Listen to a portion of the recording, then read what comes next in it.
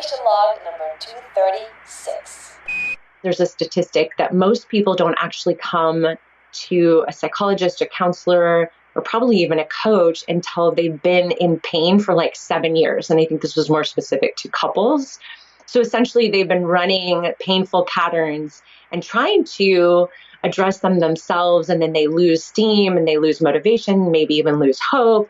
And then by the time they actually reach out for help, they've exhausted so much. So there's very little hope that they have. And so it's almost like going to a doctor, an MD, saying, I broke my elbow or I broke my arm 7 years ago. Can you help me fix it? Welcome to Stellar Life Podcast. Get inspired and live out loud. From love, freedom, and success to having it all. Here's your host, coach, speaker, and shining star, Orion. Roger, you're looking good. Hello and welcome to Stellar Life Podcast. This is your host, Orion. Welcome.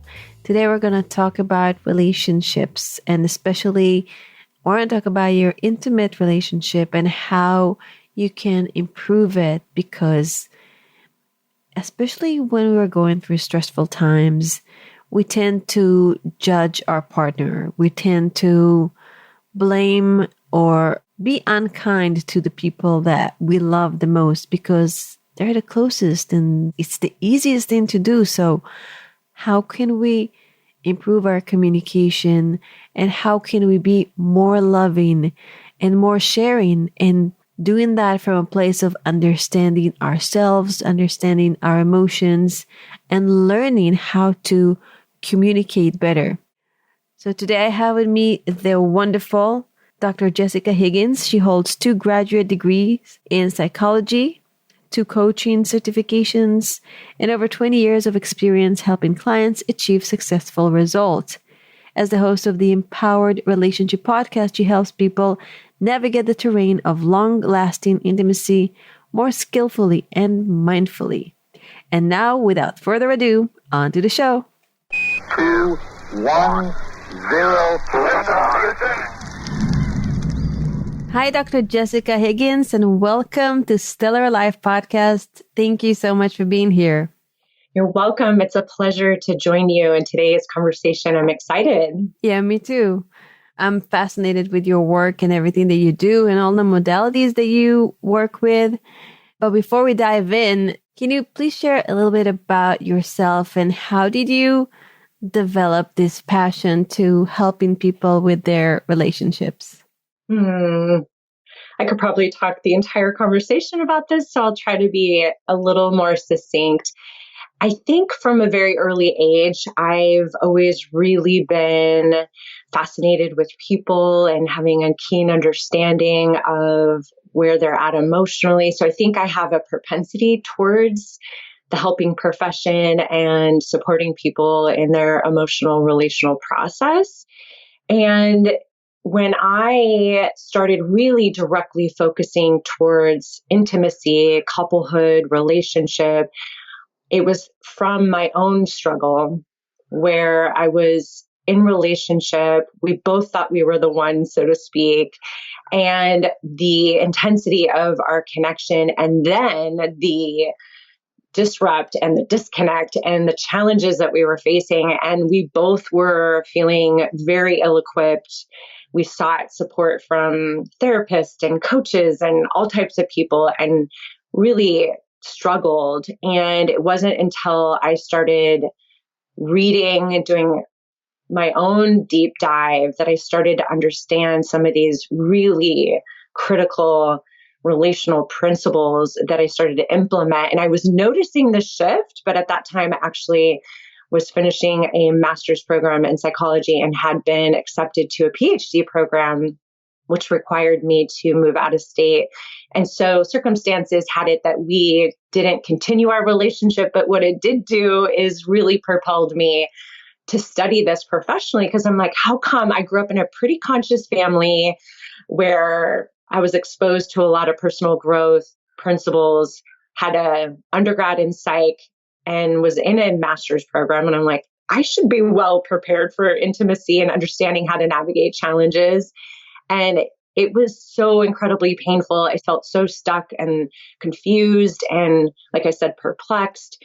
So I wanted to know, are there couples out there that are practicing these principles? And if so, what does that look like? And how come the average person isn't aware or doesn't have access to this? So it essentially propelled me into my dissertation work and then my life's work. So in a nutshell, that's what got me interested and devoted. Yeah. That's so interesting that you said that you came from a family with self-development principles, because we think we know, but sometimes we need to really experience it on ourselves in order to really know how to handle things. And there's so many levels of knowing. And I love what you did with your life and how you went on this quest to be that person that can help others. Because apparently you weren't helped, by, you were like, there is more than what I got. I need to learn more to help people. Exactly. And I omitted a really important piece, which is I was so devoted after having that real heartbreak and disrupt relationship wise, and that I really was committed to the principles within myself that I believe really set up my relationship with my now husband. I met him probably 2 years later and was practicing these principles from the beginning. And then really, I think, supported us. Not that I supported us, but just my commitment. And then he, obviously, I met him in the PhD program. He's not a psychologist. He was more interested in education. But just our commitment to deepening and growing together was very huge value of ours. So I do believe that that work also in practicing everything I talk about, I'm very much on the path myself and am devoted to it. So, and I can testify that it works, and given, our experience, and it's, I go through pain and insecurity and difficulty. It's just having the courage to move through it and trusting the process, because I do have access and I'm steeped in these principles. So that's a big difference. Yeah, I'm very, very, very curious to know more about these principles. But before we dive in, I have another question. So you studied psychology and then you became a coach. What's the difference between being a psychologist to being a coach, and how merging the two together helps you with your clients? Yes, it's a great question. Well, psychologists are actually trained to coach. They don't necessarily identify that way, but it's part of the training. I see coaching as psychoeducational, giving people an ability to understand the scaffolding to perhaps where they're wanting to go. And yes, it's customized and individual to each person and each couple.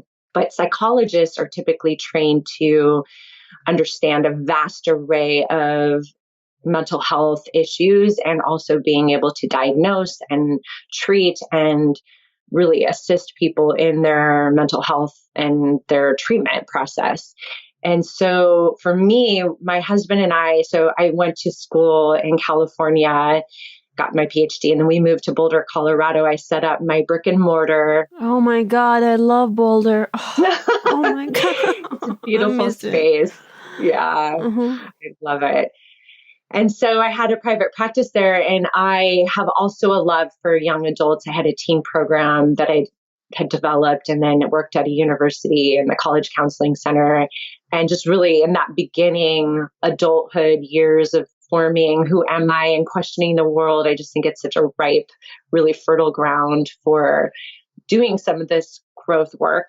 But needless to say, I also really specialized working with couples.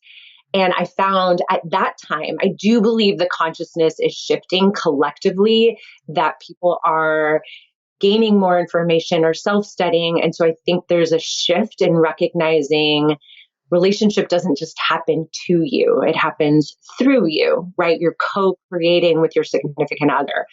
But I will say at that time, I was still recognizing more of the pattern of people coming in as their last ditch effort, clearing their conscience that they've done everything that they could do. And I found usually one person, if not both, were already checked out. And I think at that time, I remember hearing a quote, it might have been John Gottman, but was referencing that there's a statistic that most people don't actually come to a psychologist, a counselor, or probably even a coach until they've been in pain for like 7 years. And I think this was more specific to couples. So essentially, they've been running painful patterns and trying to address them themselves. And then they lose steam and they lose motivation, maybe even lose hope. And then by the time they actually reach out for help, they've exhausted so much. So there's very little hope that they have. And so it's almost, he likened it to, it's like going to a doctor, an MD, saying, I broke my elbow or I broke my arm 7 years ago. Can you help me fix it?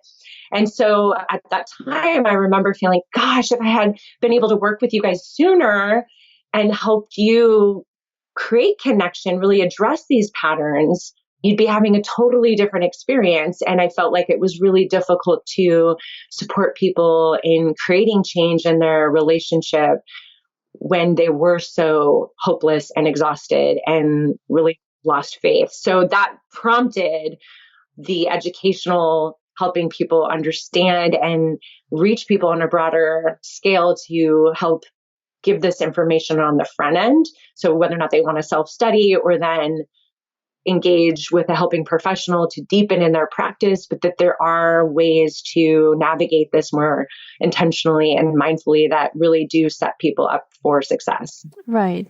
Because maybe sometimes the thought of going to a psychologist versus going to a coach sounds a little heavier. Coach is like, it's more accessible. Yes. And honestly, there are state licensures that I personally, and I know a lot of people are straddling this as well, that there's more of a national platform or even an international platform, and it's impossible to be licensed in every state. So there is some coaching is not as heavily regulated. So it does allow people to have a wider reach without having that regulation, if you will. So I'm very clear that if I am coaching with people and I'm recognizing there's trauma or, any mental health issues, I do refer out. So you have to be very clear about the scope of one's work if they are both a licensed psychologist and a coach. You know what I mean? You have to be clear about the boundaries. Right. What are the most common struggles that people are having, that people come to you with? Because I'm sure we all think that we're really special, but many of us struggle with the same things. Mm-hmm. Well, I can say very clearly that oftentimes what couples are struggling with is emotional connection, in that historically people partnered for many reasons, and love and emotional connection wasn't always the top of the list, right? If we look at just evolutionary kind of perspective. In our modern day and age, we don't really need each other to survive or for our physical safety and well-being needs. And we partner to feel that emotional connection. And we actually physiologically are wired up to feel bonded. And when that bond is threatened, we feel it in our nervous system. We get a sense of, again, that threat or that insecurity or that questioning or even that worry of, am I enough or are you really there for me? So that's happening on a core level, but it doesn't look like that. It can look like criticism. It can look like various forms of protest. You said you were going to take out the trash. You didn't do that. So it's really not about the trash. It's about, I'm worried you're not really there for me or you don't care about me. Ooh, that's big. Yeah, because it could look like you don't have my back with the kids, or you don't really listen. You're not giving me your undivided attention, or you're seemingly distracted with your phone, or the obviously the big ticket items are usually parenting, sex, communication, finances. There's a lot of ways in which couples are negotiating really key differences, right? You have the spender, you have the saver, you have the planner, you have the spontaneous one.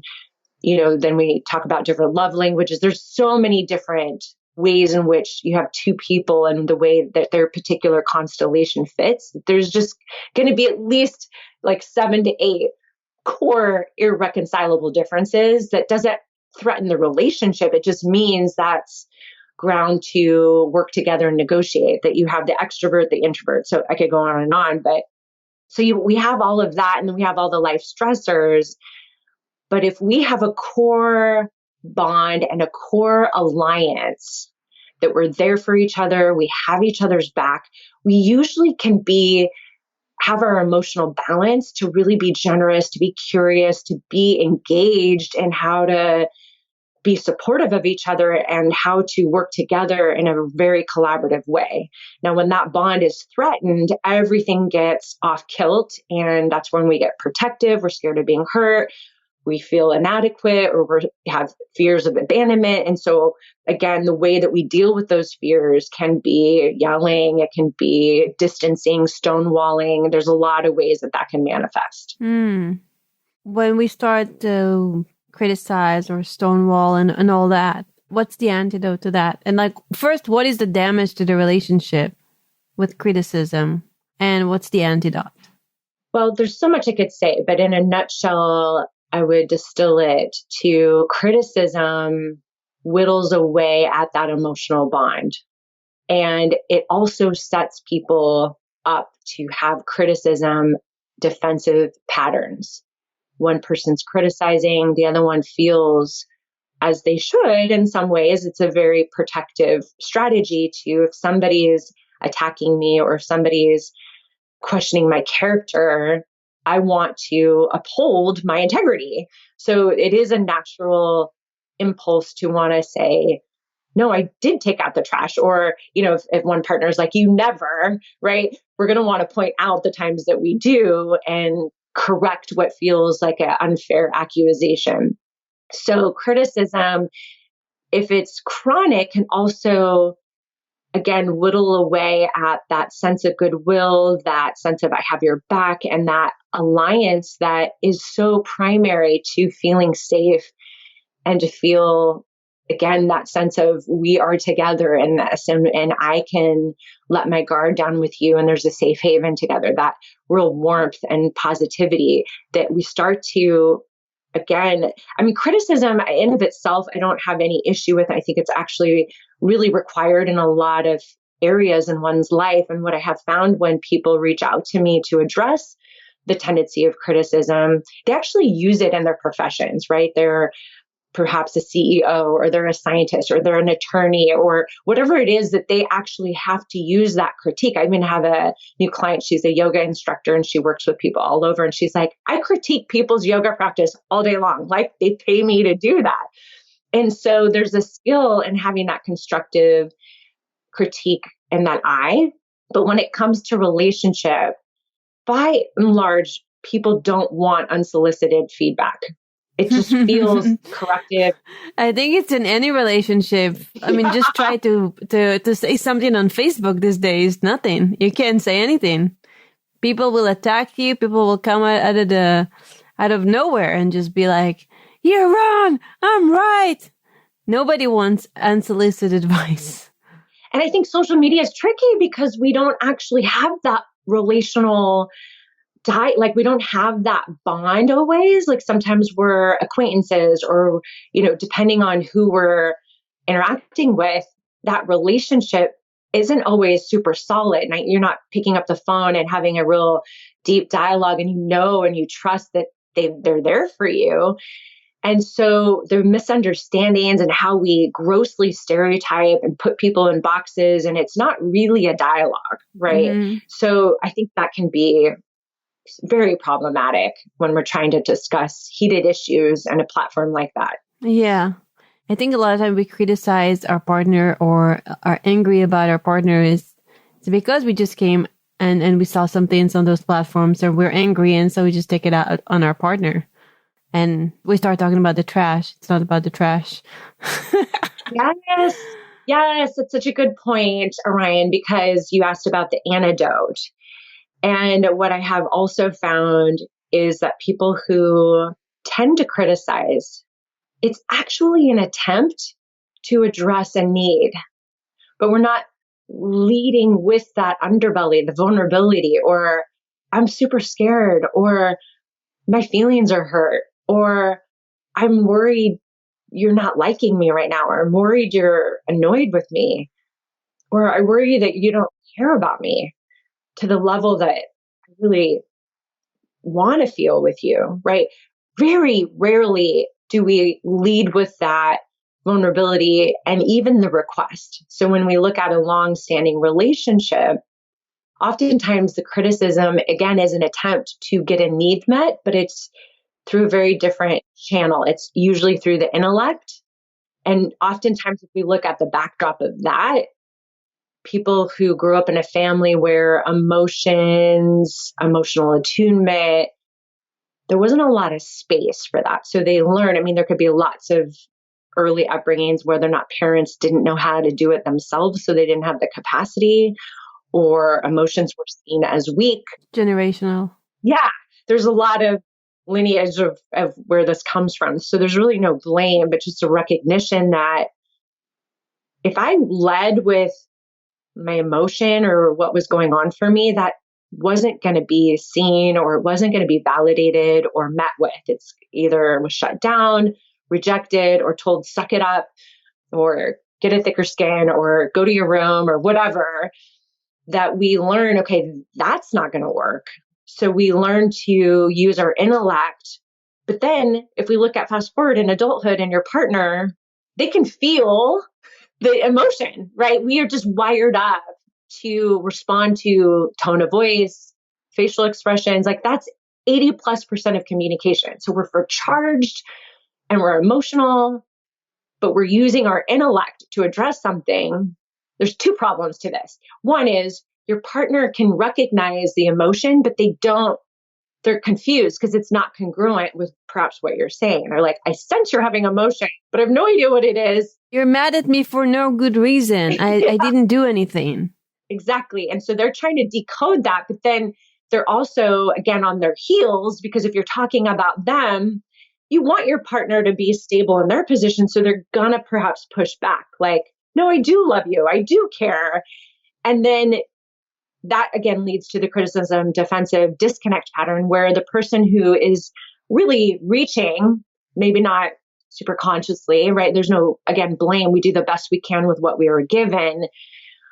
But if there's a reach and your partner doesn't get it because they're on their heels, or perhaps they just can't understand, then the person that's reaching feels alone and further unmet. Yeah. And this can amplify and escalate. This is why people are like, oh, I don't even like who I am, or like yelling, and we're going around in circles for hours and we're totally missing each other. And that's why people are like, our communication's our biggest issue, right? Because they're like crossing channels. And so if you are the person who's chronically criticized, what can you do to communicate better? Or if you are the person that is constantly getting attacked, what can you do to communicate better? All right, I just want to go back. I think I didn't mention the antidote. I want to make sure I don't miss that. So the antidote in my mind is to pause. This is for the person that tends to criticize, and they might need some support with this, with a helping professional, a coach, to recognize, okay, what are the deeper layers? Because, and I actually have tons of curriculum that I can offer people if they're looking to self-study around this. But essentially it's, what is the critical thing that I'm saying, right? What is it that my impulse is to say, right? You left your shoes in the middle of the door or, whatever that is, and criticize that. Really, there could be a deeper request, right? I worry that you don't care about my safety. I want to be able to walk freely. And when I'm juggling all these items, when I come in the door and I trip over your shoes, I feel scared that I'm going to break something or hurt myself. And I really want you to remember or think about that path being clear, right? So we can turn a criticism into a request. So that would be, I think, an anecdote, but it's much easier said than done. Yeah. Yes. As you're speaking, I'm just thinking about events in my own life. So it makes me laugh. Yeah. Yeah, I mean, I think it's so habitual. And again, it's so commonplace and there's degrees of this, right?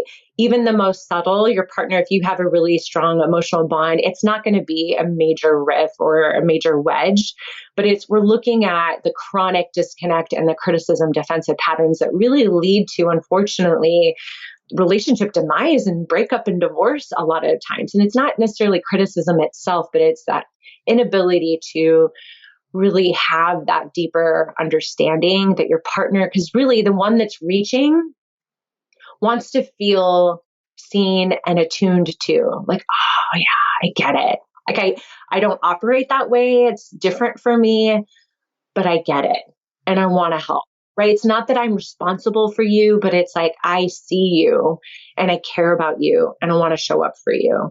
And, the person that's perhaps reaching and needing help can also do things to help take care of that need too, as long as it's conscious, right? So that's the unpacking and connecting with the deeper need.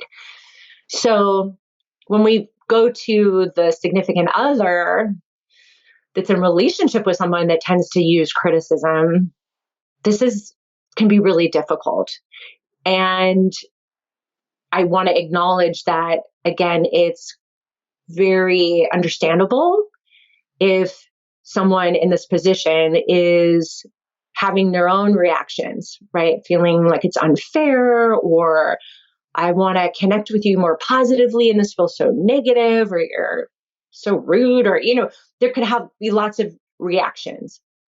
And so sometimes those reactions can activate one's own deeper insecurities as well. And this is where, in my mind, what gets activated in relationship is often an opportunity for healing and growth, that our partner will be a mirror, our relationship will be our teacher. So we want to be aware of what's getting brought up in us, because it could be a lot of fuel. There could be a lot of reactivity that might even be bigger than the criticism. And so we want to recognize that and work with that.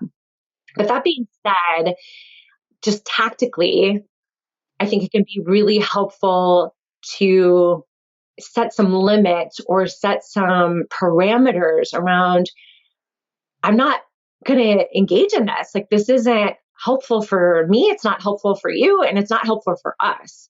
And so it can be helpful to say, I'm noticing I'm getting defensive, or I'm not understanding what you're saying, and I'm noticing that I'm starting to react. I really do want to hear you. And maybe it means let's take a little break, right? Not just like, oh, let's take a break and then sweep it under the rug and never come back to it, right? That's just going to probably make matters worse. But it's perhaps scheduling 20 minutes, an hour to revisit. And can we soften and can we slow down? I really do want to hear you. So there's sometimes some limits, or this is a much more advanced move, but based on what I'm talking about, you might be able to see that there is a deeper layer. And if we don't know, we can ask, right? Seems like you're having a hard time. And it sounds like you're talking about the shoes. Can you help me around what that would do for you? Or what's in this for you?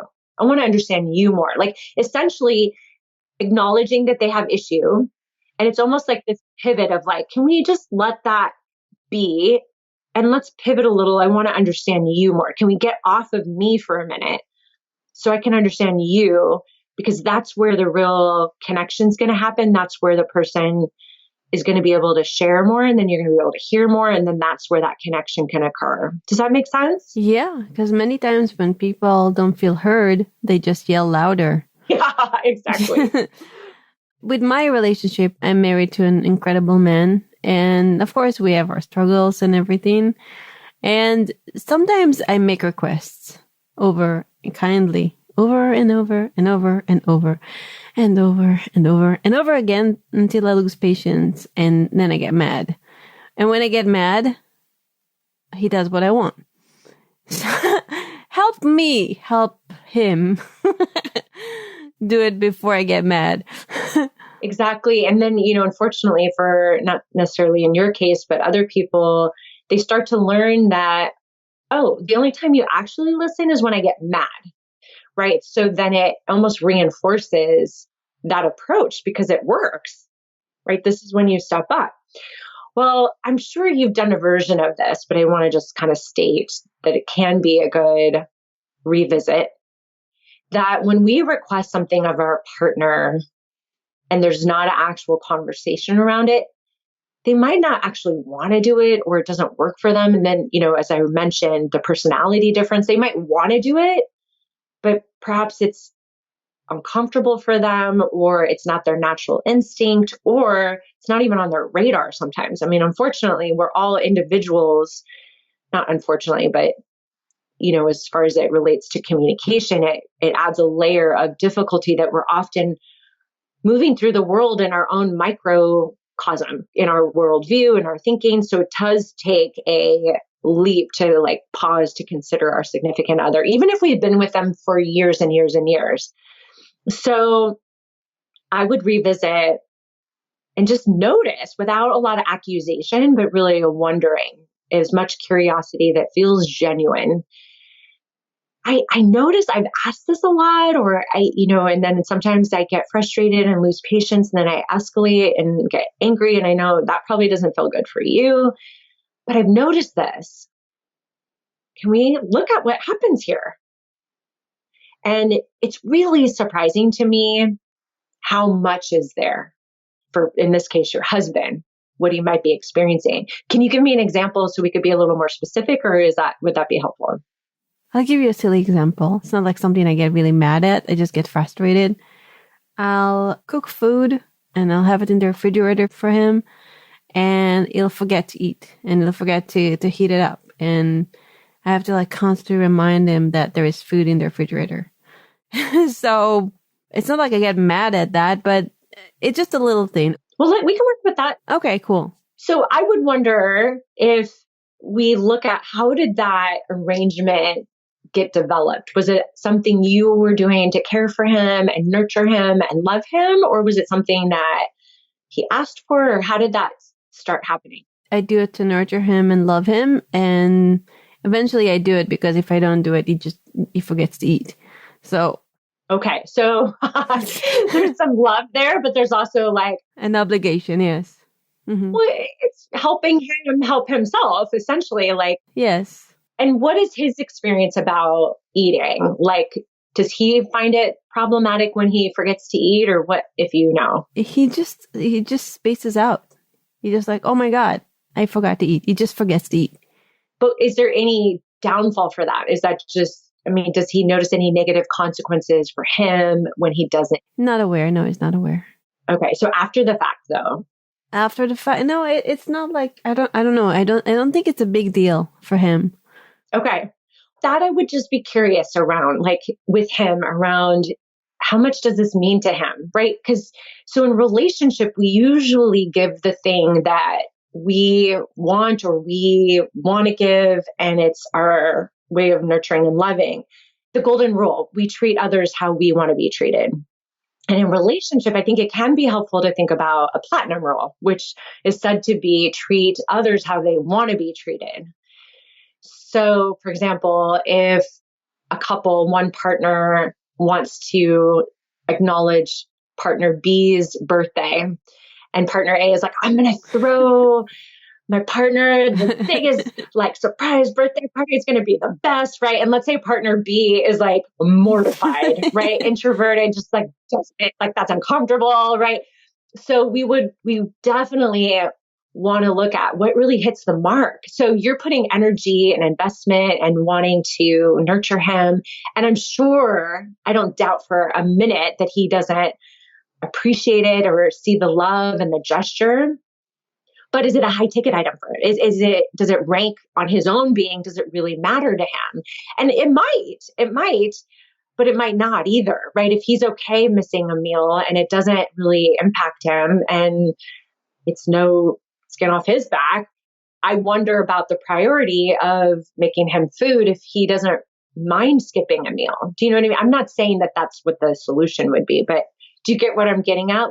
Yeah, it might not actually mean, but if you're both in agreement that it's no, eating lunch is super helpful and I actually do want this, right? Then we look at, well, what's getting in the way of remembering and maybe addressing that together. Does he set an alarm?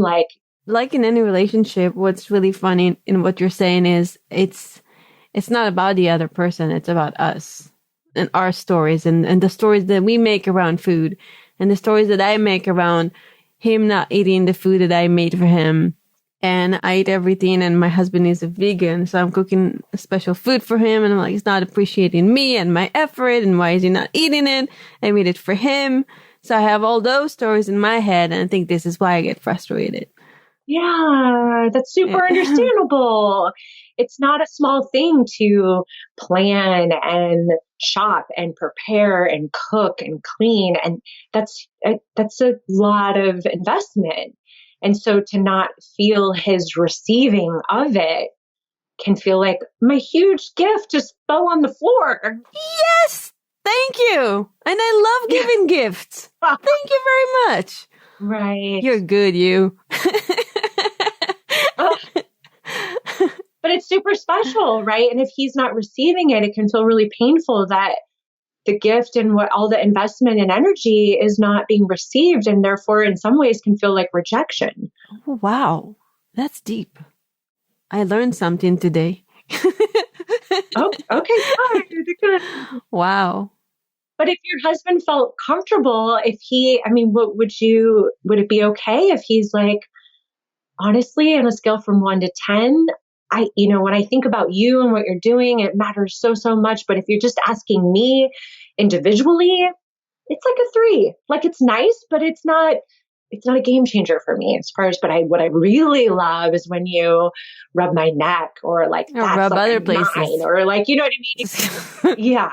There could be other things or other places for sure. But like, there could be other things that matter more to him or hit the mark more, that he was like, I'd rather you do this. Like, if you're really looking at just me individually. Oh, that's funny. Wow. Well, wow. Thank you so much. I really, really enjoyed this epiphany. I think it's going to actually really help me with that. Like, I needed help with that. So I really appreciate you. You know, you think things are small. Oh, it's this little small thing of like having the food in there. But in time, you hold emotions around it, and it's not getting smaller, it's getting bigger. So it's good to figure it out with somebody's smart like you and get the breakthrough. Yeah. And even Orion, I'm thinking too, like for someone, I don't know if you've ever looked at love languages, but there's a category. Oh yeah. Yes. Okay. Yes. So if gifts is ranking high at all for you, I believe that if we experience something negative in relationship in our love language, it actually hurts more. So my one of my top love languages is words of affirmation. So if my husband's speaking to me in a negative tone, or he's grumpy and he's being gruff, like, I think it actually hurts more than someone who this isn't their love language. Or for example, I met with a couple yesterday, and his wife lost his mother and had an injury, and she's just been grappling with so much. So she hasn't been as present or attentive. And his love language is quality time. So it hurts so much when she's distant. I think it would hurt, any of these things I think are going to hurt for anyone, but I think they hurt even that much more. So going back to the food in the fridge, like if the food in the fridge is going to waste and it's like I doubt you let it get moldy, but let's say it did get moldy. You're like, my love is like atrophying. And like, for people with gifts, it's like a physical representation of the love, right? We see it as symbolic. Yes. And if it's symbolism is just being neglected in the refrigerator and going bad and like, turning like that can feel even scary of like, is this how you care for us and our love? I mean, not that you go to that place, but I can see for some people that without even being aware that that's what gets activated. Wow, that's brilliant. Thank you so much. Of course. I want to know, in the beginning, you mentioned that you have those beautiful principles that you practice with your husband. Can you share a bit about them? There's so many. Let me think. I mean, this is why I have the podcast. So I do my best to offer a lot of these principles and refer to them often in that podcast. I've been doing it for like almost 6 years now. So people are like, do you ever run out of things to say? And I'm like, no, not at all. I have like lists of things that I want. And I do have a lot of guests that now it's primarily me interviewing other people, where the first, I would say, half was just delivering the content myself. I know we don't have a ton of time, but one thing would be staying in your lane, right? I think it's so easy to look at or to feel some level of discomfort or pain and look to, where is that pain? What's the origin of that pain, right? And point it out, right? It's a human thing to address the issue and want to fix it. When it comes to relationship, if we're looking at our partner, if you would do X, Y, and Z, or if you would be different, I would feel better. Yeah, you need to make me happy. Yeah, that essentially. We'll just stay with that. So, and again, this hooks back into criticism, because if we're addressing the issue by means of our partner, there's some even natural instinct to be like, that's you. Like, distinguishing between what's you and what's me, and those lines often get really crossed. So staying in your lane actually can encompass a lot of other even principles. Like, I'm a big fan of the process of differentiating, which is a psychological term. Essentially, it's saying the ability to hold on to yourself, even if your partner's upset with you or has issue about something, and how to kind of hold ground, how to self-soothe, how to self-validate, and be able to have some level of that balance, right? And it's really difficult to do. And this is part of the maturing but it's not, I want to say this principle isn't to be exercised in of itself without other, because the other real important component is that, how do we reach to each other? What are the moves that we make that create connection? If I'm needing you, or if I'm scared, or if I'm insecure, or if I am worried, how do I reach to you in a way that you can respond and be available and engage, right? We want that reach to be soft, to be vulnerable, so they can see us and feel that connection. So we are social animals. I'm not a big believer of like, oh, love yourself first, and then therefore your love relationships will just be beautiful. I think both need to happen, that we are responsible for our own work, but we also are nurturing a connection with another, and how we do that and how that creates, again, the emotional bond, and looking at how to set that up so that it is secure. And if it's not secure, there's going to be a lot of pain and questioning and strife and difficulty. So, Orion, I could talk for days around different principles, but those are two that come up in our conversation around staying in your lane, really recognizing what's coming up from you, and including the differentiation, so staying in your lane is how to own your stuff, essentially, like not project on your partner, not immediately, or catch the impulse. Like, sometimes we just do it, and it's not about being perfect. It's about catching it and really understanding, okay, what is in this for me? So owning your stuff, staying in your lane. The second would be, how do I find my balance? How do I learn to tolerate some of the discomfort? Because sometimes we do these tendencies of engaging with our partner because we're anxious, or we're afraid they're mad at us and we can't actually tolerate it. So we get all messy, right? We cross those lines. Messy is my middle name. It's so true. Mine too. And thirdly is, how am I contributing to our dynamic, and what are the moves that we're making when we're, John Gottman talks about them bids. Yes. Bids for attention. Yes. So how we're either reaching to each other because we're hurting and we really need to feel that presence and that availability and that engagement, or is it just we're going through our day and how our partner's responding to us? So how we nurture that is critical and key. Mm-hmm. Wow. This was incredible. I really, really appreciated our conversation, and I'm sure we can speak for hours and hours on end, because you have so much wisdom and knowledge, and you're fascinating. I truly enjoyed this conversation. Thank you so much. Oh, it's a pleasure. I enjoyed this as well. And thank you for what you're doing. Thank you. And if people want to work with you, reach out, listen to your incredible podcast, where can they go? Yeah.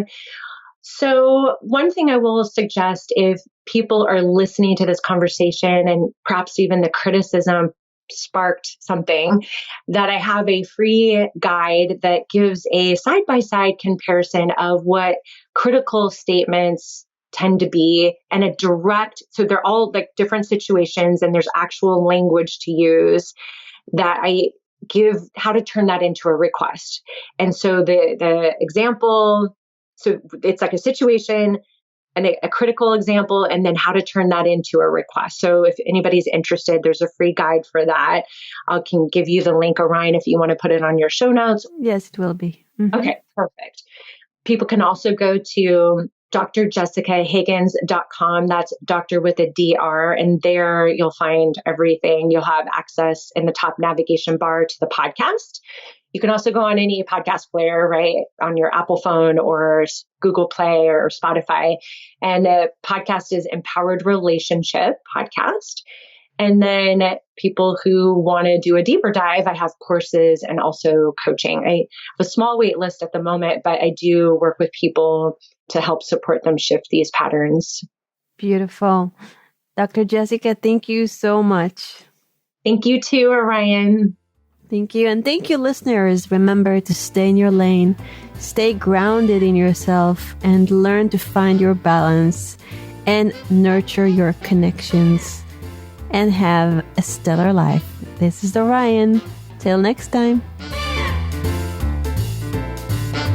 Thank you for joining me on my mission to light people up and change lives around the world. I hope today's conversation inspires you to step up, go after the life of your dreams, and be who you want to be. If you enjoyed this episode, make sure to go to stellarlifepodcast.com for show notes, transcripts, and other cool stuff. And please subscribe, review, and help spread the word by sharing us on Facebook and Twitter. Have a lovely day, and I'll catch you on the next episode.